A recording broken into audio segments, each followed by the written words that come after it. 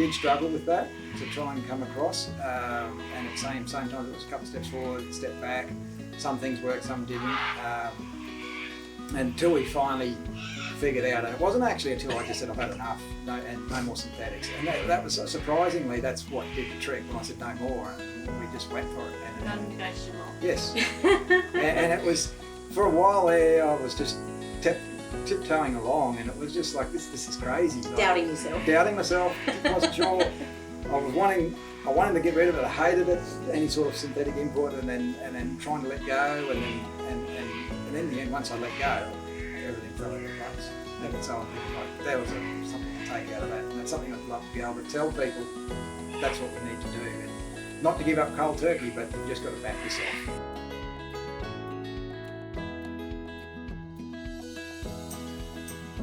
The Biological Farming Roundtable Podcast helps farmers explore innovative, low-input, regenerative and profitable farming systems. The Biological Farming Roundtable is sponsored by Nutrisoil, an award-winning biological liquid fertiliser made from a big worm farm. Nutrisoil's purpose is to empower farmers to produce life-enriching food. My name is Nakala Maddock. I work at Nutrisoil.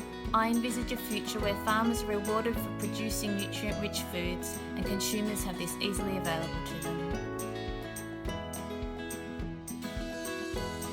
Hello everyone, Nakala here from Nutrisoil. I am here today with Jane Slattery, co-founder of Natural Intelligence Farming, and Dale Retschlag from Central Queensland in Biloela. We came up to Rockhampton to do an event tapping into natural intelligence farming with Di and Ian Haggerty. And Dale was the one that invited us up here. We did it in partnership with CQLA Alliance, which is a really progressive farming group up here in Central Queensland in regenerative agriculture. We've had a great day, and we've just now been out on Dale's farm and had a really good, intense session with a couple of people who were sort of hanging on from the day. So Dale, tell us firstly about your amazing group, Central Queensland. Yep, CQLA. Yes, CQLA. Yep. So the group formed back in 2020, and it was just a group of friends that we all just got together, and we're all into the regenerative, going down the regenerative pathway, and we felt that there was a need to do it as a group to get that support from each other. And so it was a closed group to start with. We only had 9 of us in it, and as we got going, we just realised like there was a need for it, and there was a calling, and from there it's just growing. So as we stand today, we've got, well, up until yesterday, we had 65 members, and I think that's increased a fair bit over the course of the day yesterday. So that's what it was about. It was about bringing regenerative education to Central Queensland. It was a great day. So we had Diane and Jane talking on their farming system and the importance of working with nature and working with people, which is the side that Jane works with. But we also had Emma from your group talking to us about holistic health and connecting that, and some of the conversations that came out of the day and the things that we talked about in such a large group was amazing. Like you're a very open and progressive group. Yeah. The idea when we formed the group, like what do we stand for? And that was the biggie. What do we really want out of this? And we spent a lot of time talking about it, and what we decided had to be a community orientated group. Like it wasn't just for farmers, it's everyone involved. And that's where Emma came in. Emma's not, the family's from a farming background, but she's not a farmer herself. So she works on that human health element that I think is lacking, and that's where we're all doing. Like a lot of time farmers forget that they're producing food, that we actually have to consume, and at the end result sometimes is detrimental to our health. Not sometimes, but just about everywhere is detrimental to our health now. So Emma brought that to us. Like she's been studying it for a long time. She's working with it, and she's talking about the gut microbiome, and that just played along with where we're going with the regenerative process. So having her here is part of it. That's part of bringing the community together. So that's why we've got her in there.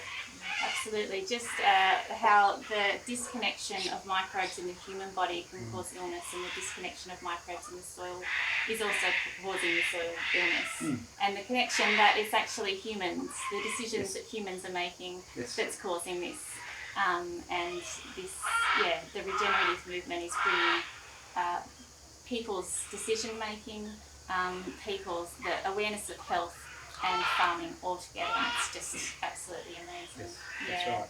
Firstly, I'd like to hear, Dale, how you came to regenerative agriculture, because you weren't always, you were quite a conventional farmer.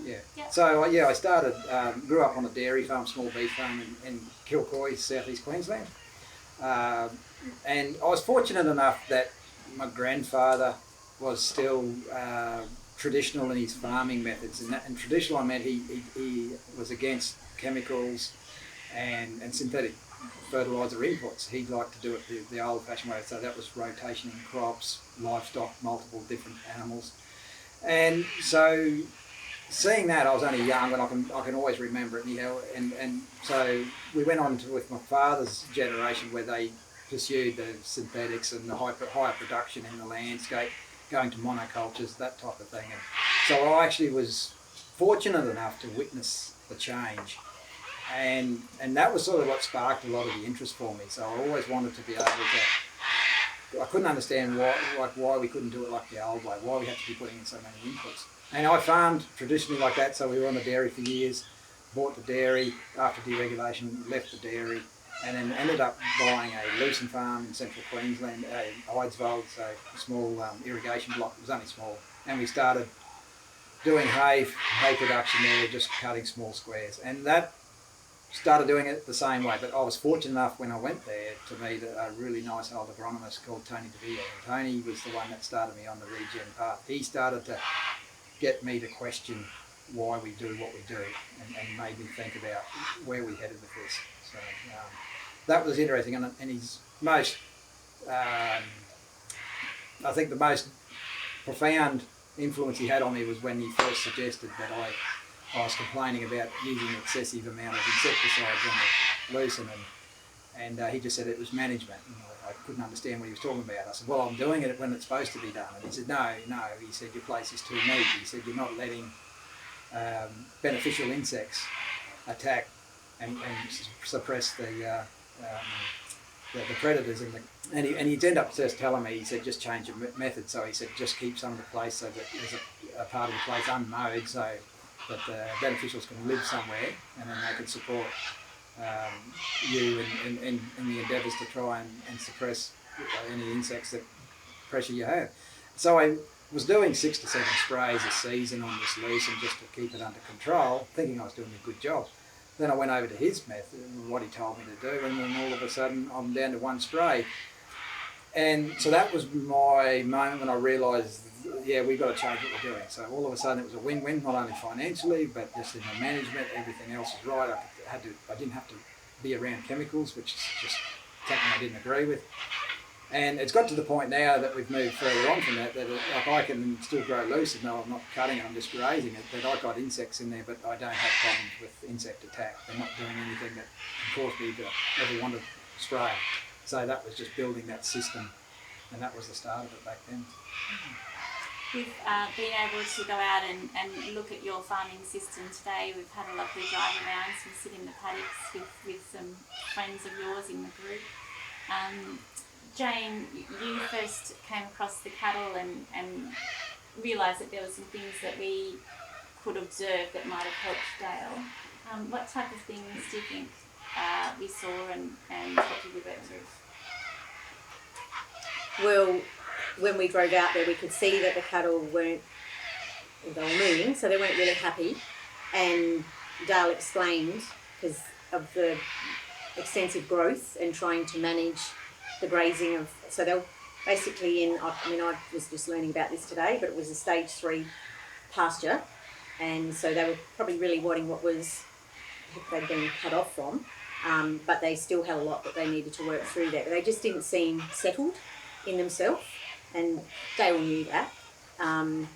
But it was, I was trying to probably get everybody, or more so Dale, just to look at it from a different perspective, and what other ways could we maybe get them to utilise that pasture that's in there, because it all looks fine, and there is that diversity. And so we started talking about maybe what things can be changed through the caretaker to see what response we can get back, and whether the animals would respond. whether they would indicate something different by doing, but just by the caretaker understanding something that maybe they hadn't understood before.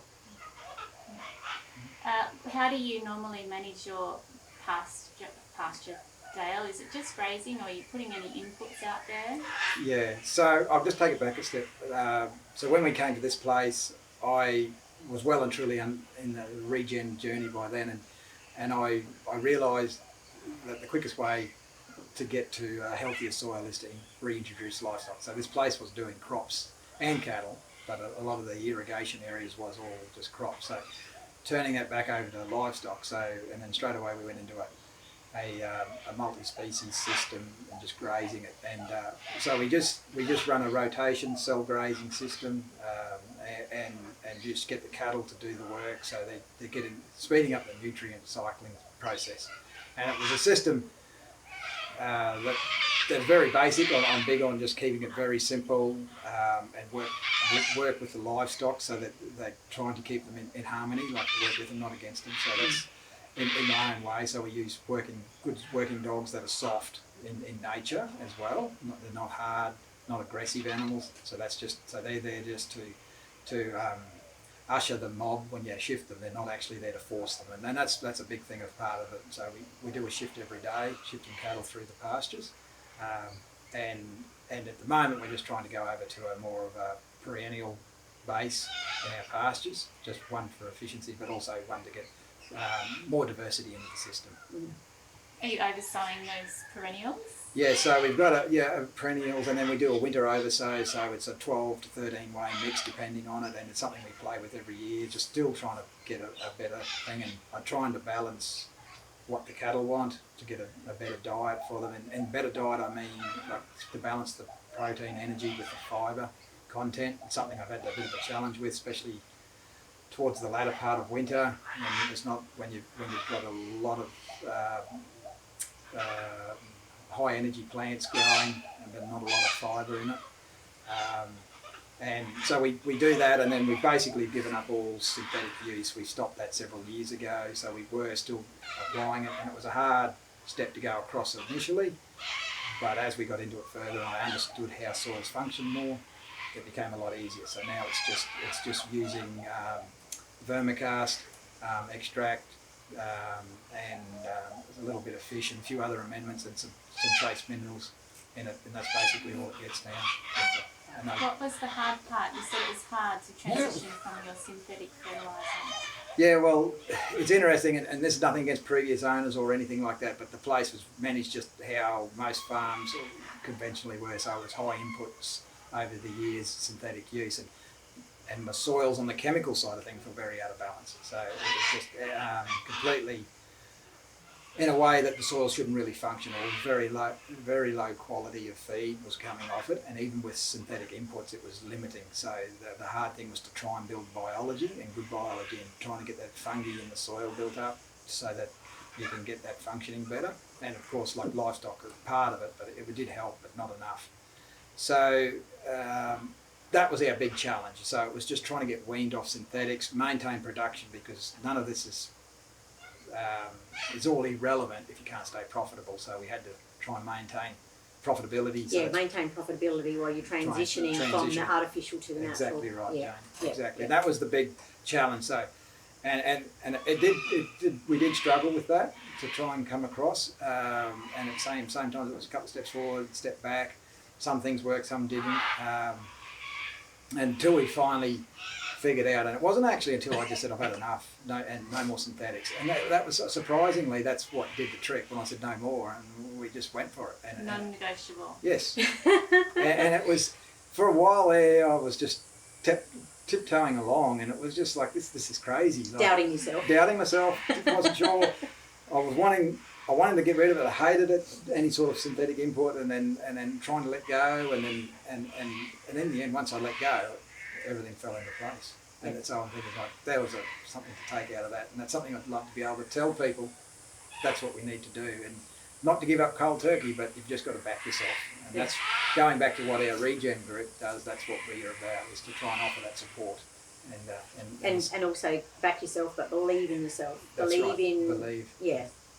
start to actually connect That's in right. with that wisdom, that natural intelligence. Yeah, that's right. And I honestly, I believe that I didn't back myself enough. I doubted what I was like. I never doubted the system, but I doubted my ability to do it on my place, and that's probably was my downfall on anything decision I made. So yeah, in future it was just like, have the confidence, back yourself. You know it's going to work. We know we're doing the right thing. We're doing good for not only the soil, the animals. It'll all fall into place. And the animals look amazing, and the pasture really does look amazing. Yeah. Especially when we drove over that section, and us girls got out the car and went, oh, wow, that felt amazing driving When we over that. started going into that paddock, our conversation started to get even better. I don't know if you noticed Oh, that. you did. But You we did. started to open up, and it was just that feeling of opening up into that beautiful paddock. But I want to talk about you. You arrived and you said it was very run down. Even when you look at your soil test, you're high magnesium soil and you're low sulphur, is that right? Sulphur's low. There's a lot. There's basically, if you do a conventional soil test, there's nothing in the middle. Yeah. It's either too excessive or too low. Yeah. I've got nothing. It was just like, if I could just find one that was in the middle, it would have been nice, but it was just so out of balance. Yeah, you got no balance. That's just what I was going to say. You got no balance. Nothing at all, and you're just like, and you talk to a conventional agronomist, and they say, well, let's start with the most limiting factor, and you think, well, you know, how we can afford to do that? Like, we've got to address this calcium issue. You know, we've got low boron as well, and it just went on and on and on, and we just like, we could do it, but it's going to come at great expense, and that's when the biology was the game changer. So that's when we could say, well, you could finally let go, and where we fell down was when we're still using synthetic, which is actually inhibiting the biology. And that was the handbrake. So we've got one foot on the accelerator and the other one's got the handbrake, still got the handbrake on. So once we let the handbrake off, we're away. Yeah. Do you know, Dale, any parts of your farm or your neighbours where they haven't done aggressive cropping, high input? Is it still high magnesium soils, high pH? Is that just the natural way of the land here? Yeah. So it's on a floodplain, so it's just alkaline soils. Yeah, so that is the nature of the beast. But it's also, and it's just been magnified with synthetics to create a bigger problem. So previous owners weren't able to address it. It's like they're all just about trying to get the next crop off, which is understandable. Everyone's just trying to make a bit out of it. So, but yeah, someone has to change it, otherwise it just becomes unviable. We talked out in the paddock that this is the natural landscape here, and these are the natural soil types, and amazing abundant grass grows here without trucks of lime coming out. So it really wasn't a profitable option to start trying to balance that soil. Yeah, it was. It was going to be a very expensive and a long and expensive road to go down if you want to do it. And I mean, it could be done, and you may have to change your farming, what you're going to produce. Maybe you have to go under a more intensive system to increase production. But that wasn't me. Like, my heart's really just working livestock. That's my thing. I wouldn't say that I'm a cropping person at all. I love growing good quality feed, and I just want to shift cattle all day long. That's my passion. With good working dogs, you can't beat that. Yeah. The pastures were beautiful. Oh, they were. In some areas, absolutely. And I think with your high rainfall, you had said some of them had gone past the stage that you wanted to, and that's why the cattle were in that sort of stage 3 paddock. So the way you were managing it was you were letting them graze, and then you were slashing it, and then moving them on. So it was a bit of a stage where you were just using them to get reset. Yeah, it was a reset, and this is something I've never had to do. And I mean, this is a problem. One, we had a really good season, but also our soils are changing. So I just find that all of a sudden I just need more cattle, like to try and do what I'm still doing. So I'm just growing more quality feed, and the weight gains is better now than it was 12 months ago. So it's just like, that's all comes down to biology. It's all falling into place. So all of a sudden I've got a good problem. I've got excessive feed, which could be solved with more animals. That's all that was. And it such a good summer, high rainfall. It got away on me. And that's the first time I've ever had to actually slash or mow grass to try and get it back under control. I'm just like, and probably a good problem to have. But that's just what we had to do, and that's where you're seeing it today is just an example of something that we've had to address. It's not a bad problem, but it's just something that you've got to be adaptable, and you've got to it's not a set program. No, that's you've right. got to work with what the conditions are and go with the flow. And that's what I found, Jane. With what we're trying to do here, it works so much better if you can stay flexible, and that's in your whole grazing program. Don't be too regimental with it. And I just find that it's so much easier if you just let it go.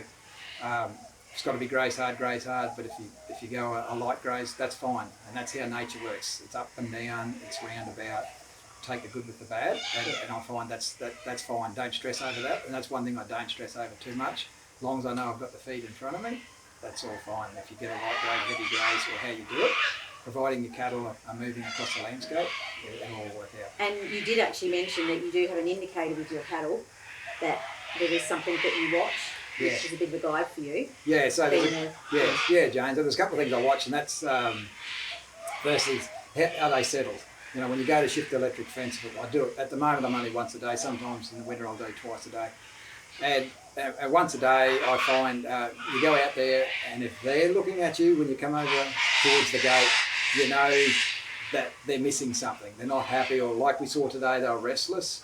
They were bellowing. You know, there's a few making. They're just hecklers, really. Like they're not happy. They're not making a big noise, but they're making. They're just talking to you. Yeah, they're letting them know, like, come on, this isn't funny anymore, sort of thing. So yeah, that's the first indicator. That's the first thing I look at, and you can pick it straight away. When you get in tune with your cattle, the cattle are telling you what you want or what they want, and you just got to be able to react to it. So normally that's just whether they've been not fed enough. And if you go to shift them and they don't want to move, so all of a sudden the dogs are struggling to move them, then you know, well, okay, they got everything they wanted. They need to stay there. They're still rubbing the sleep out of their eyes. They don't really want to get going. So that's a great sign. Like I love to see that. And it's very calming across there. The dogs are even calmer when that's happening. So and so you've got that. The second thing I look at is their flank. So usually like how full they are. So normally if they're restless, you can just tell straight away. Then you have a look at their gut. It's not full. They're not getting what they want, or they haven't had sufficient intake of what they need. And the third one is the manure, which is a really important one. So how is it soft, hard, and that gives you an idea of where the protein, or whether there's the energies there in the plants to break down the protein, or the fibre. So that's the three things I look at, and that's if you can keep them in balance and get where I want to be, you usually go okay. Yeah, and so if they were standing in grass that's up to their bellies or above, and the manure was too firm, you would just move them on because they're signalling that. And that's where I'm at now. Like that's why the mower's following the grazing, because to get rid of that grass, to get it back down, to get it regrowing into that where it's more palatable to the stock. Yeah. So you're making up the difference for the extra cows that you don't have at the moment. Yeah. And a big good thing, management. Yeah. And it's something I don't. And you could look at it as like, oh well, it didn't work out too well this time, but I'm a big believer in reduced input, especially with machinery. Like I shouldn't, like if I was a good manager, like I stayed on the ball with this today, I wouldn't have to be running a mower there, if I had sufficient stock, and that's what I try to aim for, that I'm burning diesel that I shouldn't really have to if I had the livestock to do the job. But it's just the way the season turned out. But I probably disagree with that, because you're doing what you need to do. You're in transition. Yeah. And you're not in a situation where you can just go and get the extra stock. You've got to work with what you're working with. You're still trying to build up and make sure you've got plenty of feed. Yeah. Better to have too much than not enough. Better for you to go in and do some slashing or mowing. Yeah.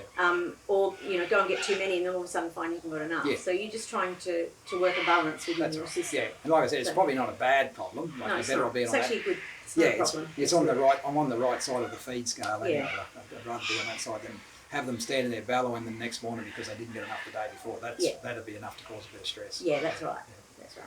And then from doing that slashing, you noticed that there was a lot of smothering of the green plants, and they probably weren't coming through as quickly as you liked. So you talked about the potential of maybe putting out some molasses to break down that grass that was a bit, it wasn't really nutritious anymore, and they just needed a bit of encouragement to break it down. Maybe the cattle to eat it as well. Yeah. Yeah.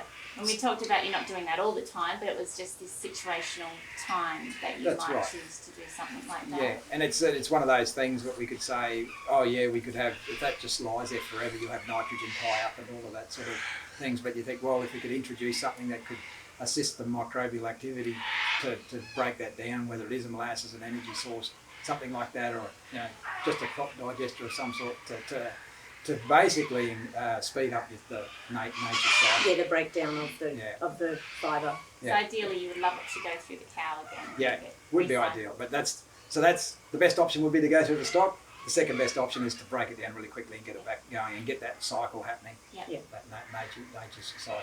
You did tell us about a time when molasses might not have worked so well for you and how you used it. Do you want to share that story? Oh, not really.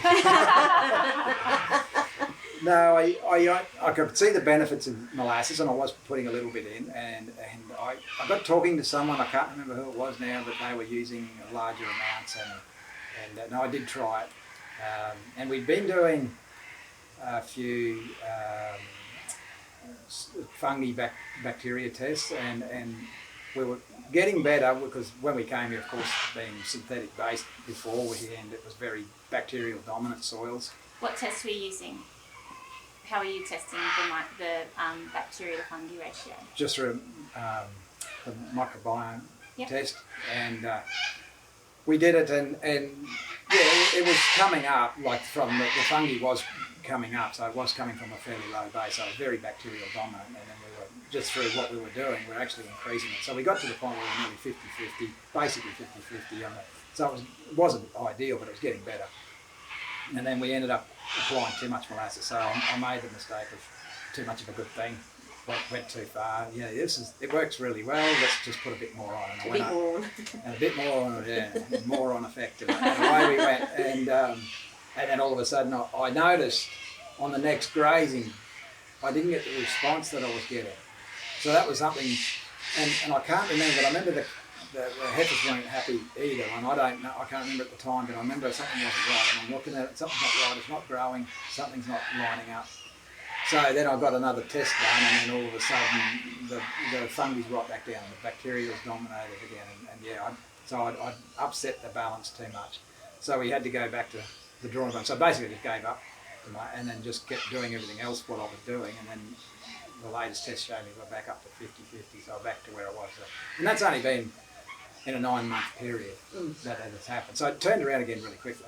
But it's a lesson learned, you've got it, and I'm not beating myself up too much about it, because I was happy that I was actually able to observe that. I sort of think, well, that was something that did good to come out of it, that I knew that there was a problem and we addressed it, so I was happy with that. Yeah. And now you're using for your fertiliser, so once those green plants do come up out of that mulch, you'll go over with a worm liquid or a worm extract. What are you using? At the moment it's just a liquid extract, and a little bit of fish hydrosolate. So we're doing that, and then I've run a couple of traces just as well when I have to, and so that's all that's going into it. So and when we do a plant, like so to do a plant manual into it for a winter plant, we run a seed coating, so that's with Johnson Sue, and again some liquid extract, some worm juice, and plant with worm juice, so it's around 50 litres down the furrow, and then I give it a little bit of soft rock phosphate goes down the chute, so that's been activated as well, so just to get a bit of phosphorus happening there and a bit of calcium. And then after it's germinated, we go back over it with more worm juice, because I find that works really well. That sort of 2-week period after planting, germination, hit it again, and that's when it really takes off. So, and follow it with a little bit of fish, and that usually gets me through to the first grazing, and then after that it's just one application between grazing, which is approximately every 30 days. Mm-hmm. Okay, and you've got your own worm farm. We went and had a look at it. You've done really well with that. So how do you make the extract? So I keep it very basic. My idea, and I spoke to a few different people, watched a lot of videos. That's where I've learned a lot of my things, just trying to follow people on the internet.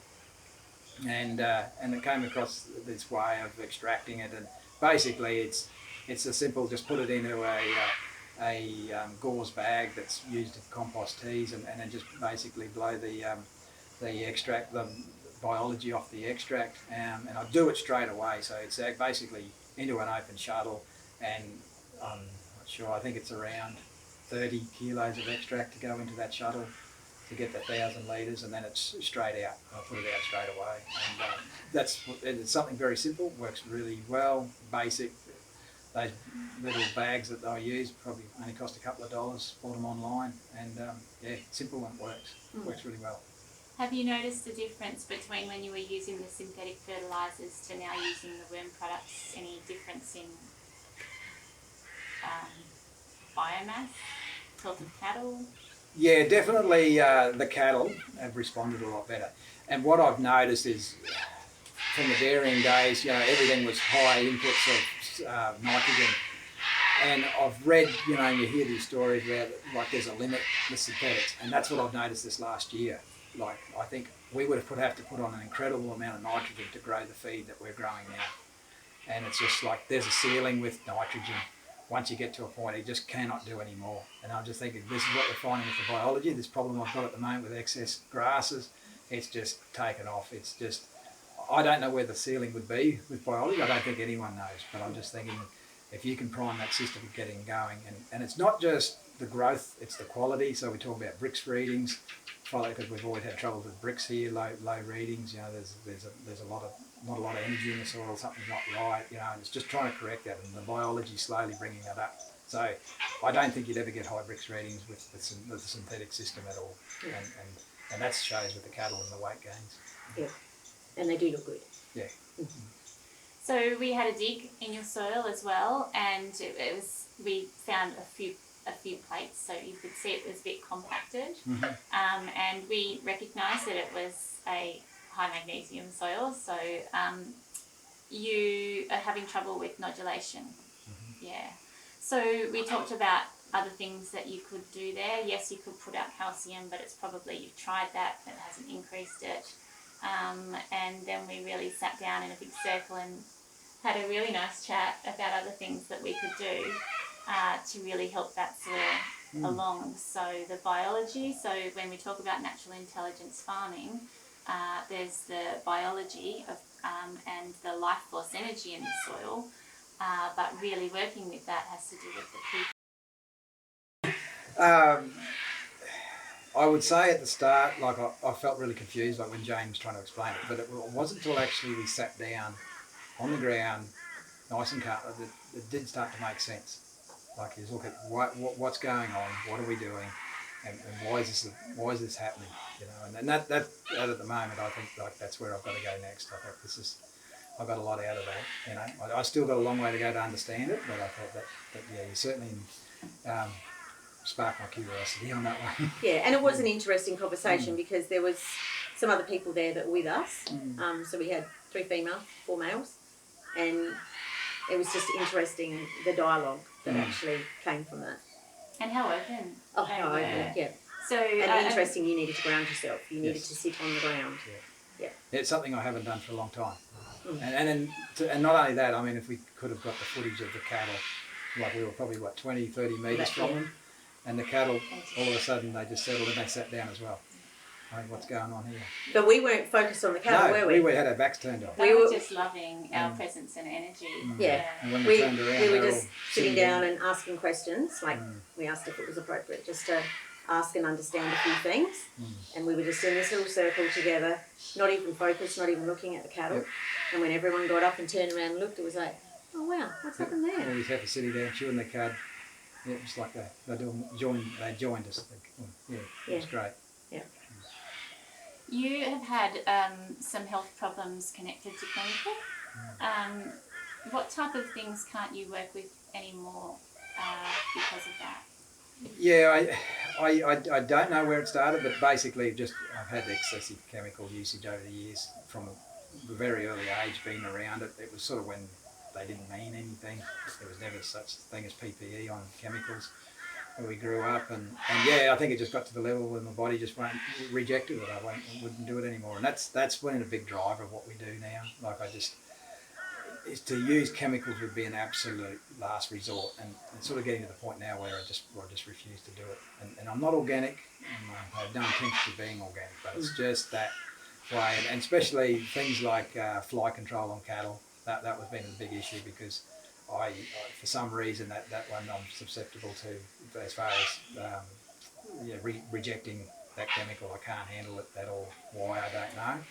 So I use organic products on it with some limited success. But yeah, it was good what you said to me today, Jane, about how we could address that and try and get around that problem without having to use synthetics.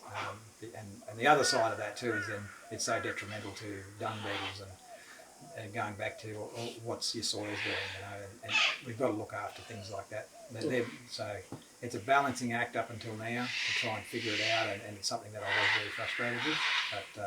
But having that conversation was definitely it was worth a lot to me today to hear that from you. That's great. And I know that you're oversowing, so you're not spraying anything out. Tell me how you are adding these extra plants to your pasture. Yeah, well, that's something that I struggled with to start with. So it used to be a spray, then it was like this real light cultivation, trying just to suppress things, not to go too deep, and it was still not right. And so now I've got to the point where I learned that it's more about timing. Timing is so critical. So if you're doing an autumn plant, it's, your summer species are coming to the end, so that like the C4s or whatever they are, they're getting towards the end of heading towards their dormancy. So you don't go too early, because you'll get too much competition from them. Same in the spring. We found if you go too late, you've got too much competition from summer. If you want to do a summer oversow, timing's critical, and you just got to get a feel for it. And no two seasons are the same. So if you did it on the 1st of October for a summer plant here, doesn't mean next year you're going to have to do it on the 1st of October. It's just, the season will tell you, and that, the way the seasons run nowadays, it could be any time. So you've just got to be prepared, a month either side of that. Yeah, and the plants will tend to guide you at first. That's right. Yeah. You can see it, and if you think, well, you could start to see a few summer plants, like species starting to stick their head noses up, you think, well, you better get a hurry on. Yep. And the same in the winter, like if things are still powering along, well, you think, well, I'll just hold off a little bit longer. But if things are steadying up, well, it's time to start drilling. Just get drill straight in there, and it just works so much quicker once that's happening. And your first grazing, it might look rough. Like in the old days, everyone wanted to have the nice perfect paddock of oats or ryegrass in a monoculture. Well, mine, it's like the first grazing, I've got photos of there last year, and there's still roads grassed all through it and in amongst the ryegrass. And to me, that looks great now, but from an outsider, they'd think, what a mess. So your neat has now changed. Yeah, different type of neat now. And the more rugged it looks, the better it'll probably be functioning. So, it looks beautiful, really, and there's that diversity. Yeah, and then you think, well, if you're doing your first graze in the winter and you've planted 13 species in there and you've still got 5 or 6 left over from summer, that's not a bad mix. And so a third of your planting's free, sort of thing. So it's working, and that's what I enjoy now. And the cattle love it. You see them in there, and it's like their birthday the day they go in there. So. Yeah, well, it's the diversity. They're getting different, different. Well, they're actually getting different biology from their different plants, different nutrition from the different plants. That's right. Which is a bit like the free choice system that I used to work with vitamin mineral supplements. We don't need those. We just work through the plants. That's right. Nice and natural. Yeah. And it's interesting. Like I actually had a vet here, and he was just growing just a single species of grass in fairly high intensity, and he was shocked. And amazingly smart man, and he said to me, "Oh, you're just giving them a choice." And I'm like, yeah, I am. Yeah. He could not believe that you could mix all these species together just to get like a nutritional balance for the livestock. Yeah. And anyway, I thought that was a bit unique. So, that's good. That's good. What about any insect attack? Has that changed at all since you've reduced your synthetics here? Were you having an insect attack now? Yeah, it's interesting. So from where we started, like I said, when we first realised just through management you could stop things like sapping insects attacks, like jacids and aphids in loose, and coming up here we don't do hay anymore. I've still got all the hay gear, but I don't do it, but I've still got a lot of lucerne in my mix, and it's interesting to watch it now. Like you'll see the insects come through, the same ones, the jassid aphids, all of those sort of things, leaf roller. They'll come in and, but there's never got to the point where anymore that I have to worry about it. Like they'll do it, they'll come in and you'll see them come and you'll see them go. But I haven't got any leaf loss. I don't have the problems that I used to have. So that's all plant health that's doing that. Like it's, and having growing amongst other species, I'm sure that's just having this beneficial effect on all the plants. Having other insects in there, plenty of beneficial insects doing the job to suppress any problems or balancing out any problems would be the better word. Your lucerne absolutely loves being in that body species, doesn't it?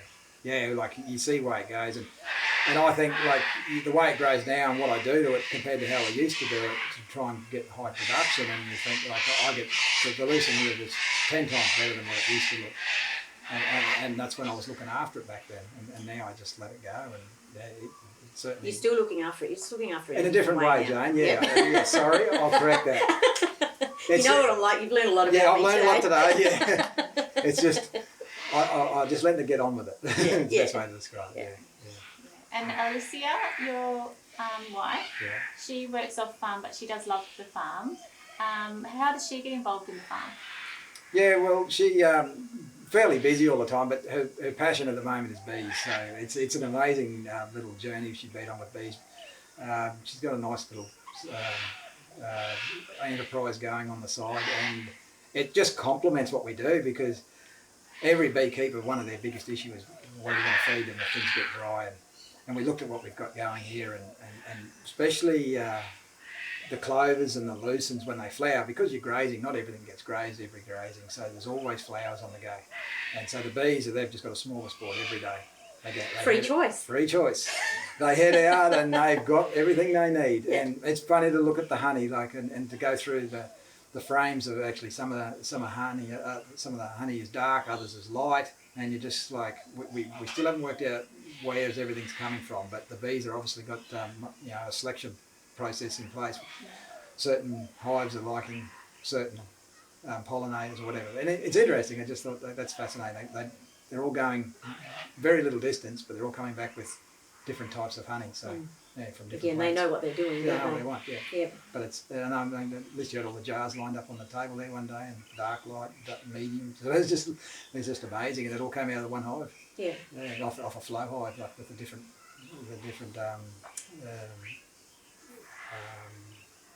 what do you call them?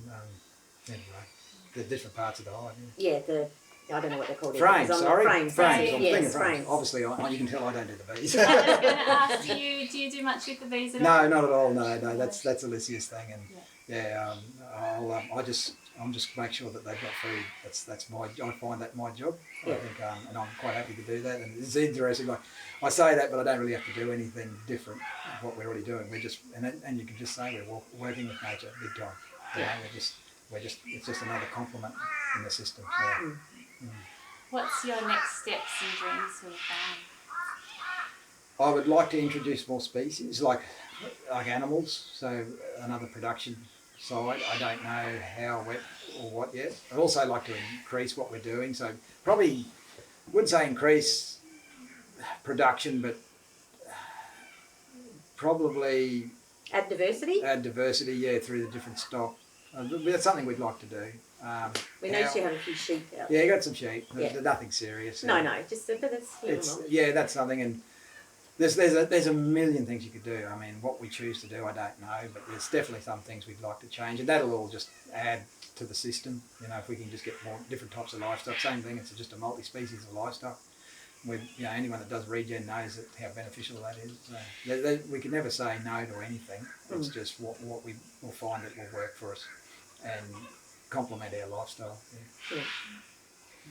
Do the kids get involved at all? Yeah, that's right. Our eldest son, he's 13 now, and he's doing ag at school, and the teacher last year asked him if he was doing ag, and he said yes, and she said, "Oh, that's great. We need you there because he can talk about regen." So, and I don't. Well, I guess I talk a fair bit about it because sometimes it's interesting to listen to him. He just stands in the background and doesn't ask many questions, but he's taken a lot in. So, and it makes me feel good that the youngest ones, when we were making some bioferts at one stage there, and they were going to school and telling everyone how they made fertiliser on the weekend. And the second eldest boy, he had a little plot growing at the school. They had plots there that they could put plants in. And he had his best mate was growing wheat, and it's funny, he said, oh, we'll grow some wheat. So he got some wheat, and it came in, it was pink. Of course, it was coated with all the industrial insecticides, whatever it was, and I grabbed some of ours, which was just, of course, uncoated, and then we got some worm juice and a bit of fish, and he had one end of the garden, and the other boy had the other half, and so I thought, they didn't realise it, but we're just doing a bit of an experiment here. So they planted them and watered them up, and the other boys took off, and ours were there, but Ben, the middle boy, he's like, oh, it's not going as well, and I said, just leave it, give it time. And when it got up a bit, I said, right, and I gave him a little bottle of worm extract. I said, go in there and put that in a watering can and give it the water, and he did that, and away they went, and it's interesting, the crops grew up, and then it got to the point the other one just stopped, and then he's just kept going, and then he was starting to worry. He said, it hasn't dried out, it's, when am I going to get a decent head? I said, just give it time, and anyway, they didn't realise, but then, it was just an experiment we did, and I thought, it'd be nice that if other kids had actually seen that or knew what was going on, but and I thought, well, that's a great way for kids to learn, I think, and they're learning that now. He was only 11 doing that, and I'm thinking that's what it's all about. That's the next generation coming on, and he's going to grow up only knowing the only fertiliser to use is something that you could make, or a natural base or something like that, and not something you have to buy from a warehouse or something like that. So I think that's amazing. Yeah, that's amazing. Yeah, it is, isn't it? Your hopes for the group, so the CQLA group, do you see, yesterday I think it's going to grow, I think it's definitely going to grow, because they saw, what type of things that you guys were looking into and the absolute enthusiasm of your group. What's your dreams for it? What do you see happening? Nakala, you've got to dream big. There's nothing wrong with that. It doesn't cost anything, and you've got to do it. And I just love the group, and I love the people we've got in it, and to have that together, and we've been a couple of years now, and we just all get along. And I was only just saying to one of the other members yesterday, it doesn't matter who's not here, because a couple of members weren't there that are vital to the group, but we still got the job done. And I think that's a real strength that we've got, that there's no one person in charge as such. You've got your different positions, but everyone can step up when they have to. So it's good to see that, and I think that's a really good core to have. That's something we can take forward, and I think that the vision we have is just to keep growing, to try and get more farmers across, and help them, assist them to get them onto this regenerative path. I know we're not going to get everyone, but I just think that more people we can help, and it's not just that; it's to rebuild the communities, and that's what we said earlier about what Anna was doing. It's so vital to get that human health aspect back into it. It's something that I'm very passionate about, especially when you can go from not only just talking about gut health, but that's connected to the mental health, and communities have suffered enough over the years, and I think that's something that we need to play a part as a group, bring back that community and get that strength, and get people talking about it. Bring back healthy food, and getting healthy lifestyles back into farming systems. And that's where regen comes into it, because we're about growing things. It's not about destroying anything anymore.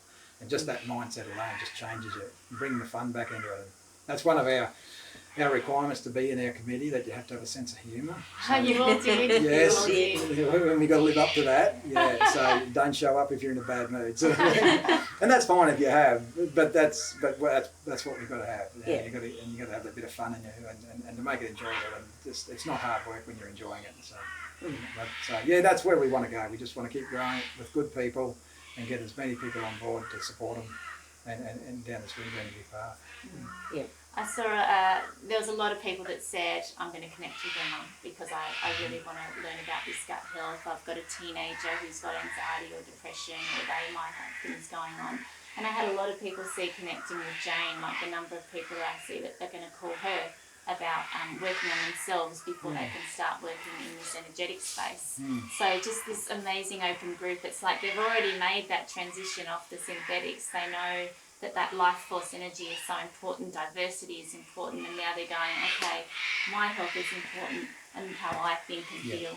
That's right. And make intuitive decisions is important too. That's right. Yeah, and Emma, when she worked with me originally there, that's when I first met her, and she made that comment, Dale, I don't know how you can make a good decision when you're feeling the way you do.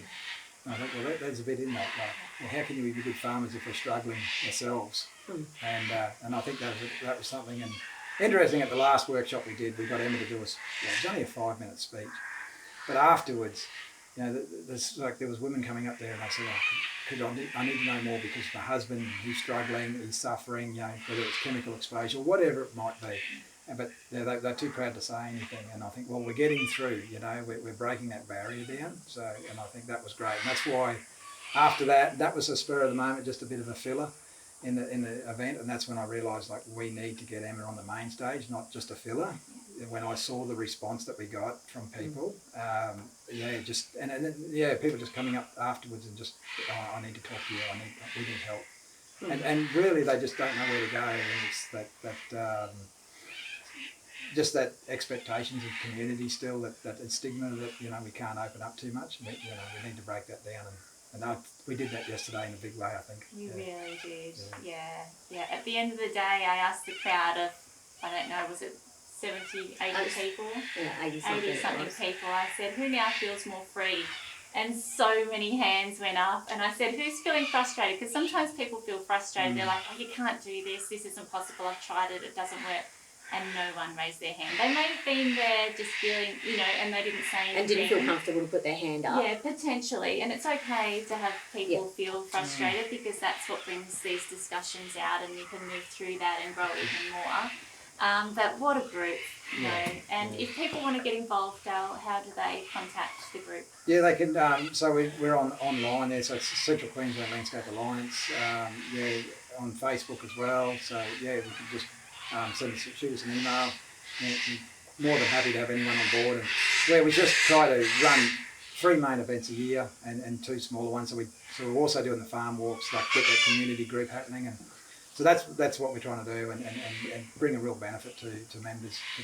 I liken your group to Vic No Till down in Victoria. They're an amazing group, and I can see that Queensland can grow a group like that. And it really is from the top of Queensland to the bottom of Queensland. You have people coming from Brisbane and all over. Yeah. And 4 or 5 hours out west. That was just And one thing I will say, our group, we're not there to outcompete any other group or anything else.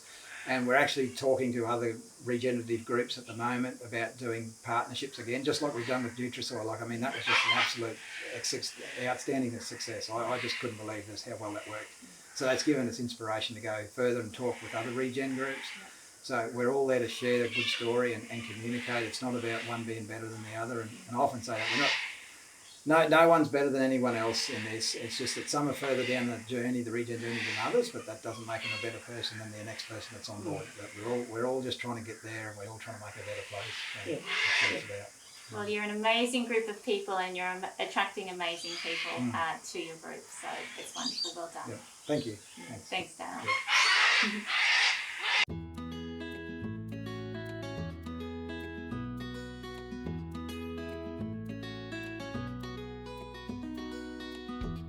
Please follow the Biological Farming Roundtable podcast. Share it with your friends and networks. I'm Nakala Maddock, and I work at Nutrisoil, a liquid biological fertiliser made from a big worm farm whose purpose is to empower farmers to produce life-enriching food.